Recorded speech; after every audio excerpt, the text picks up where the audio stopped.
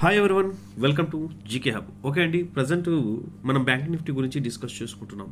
Pattern అనేది మనకు చాలా ఇంపార్టెంట్ అండి ఇప్పుడు కూడా.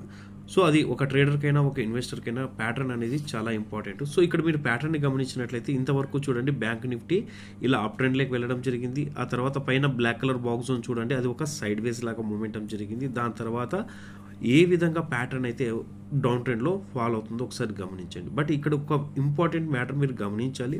డౌన్ ట్రెండ్ ప్యాటర్న్ ఏమైందంటే ఇక్కడ మళ్ళీ ఎస్టర్డే కొద్దిగా బ్రేక్అవుట్ ఇచ్చి అబోవ్ క్లోజ్ అయిందనమాట. సో ఇక్కడ ప్యాటర్న్ సస్టైన్ అయితే అప్ ట్రెండ్ అనేది తీసుకుంటుంది. ఇలా అప్ ట్రెండ్ వెళ్తున్నప్పుడు మళ్ళీ మనకు రెసిస్టెన్స్ ఏ వాల్యూ అయ్యే ఛాన్స్ ఉందండి. First resistance black colour line గమనించండి 57,930. దాని తర్వాత సెకండ్ రెసిస్టెన్స్ 58,287 అయ్యే ఛాన్స్ ఉంది. అలా కాకుండా ఈ ప్యాటర్న్లోకే మళ్ళీ ఈ విధంగా వచ్చిందనుకోండి, సో ఈ ప్యాటర్న్ కంటిన్యూ అయ్యే ఛాన్సెస్ ఎక్కువగా ఉంటాయి. ఓకే అండి, ట్రెండ్ ఈజ్ ఫ్రెండ్ అంటారు. సో ట్రెండ్ని ఫైండ్ అవుట్ చేయడం అనేది ఒక ట్రేడర్ కానీ ఒక ఇన్వెస్టర్ కానీ చాలా చాలా ఇంపార్టెంట్ అండి.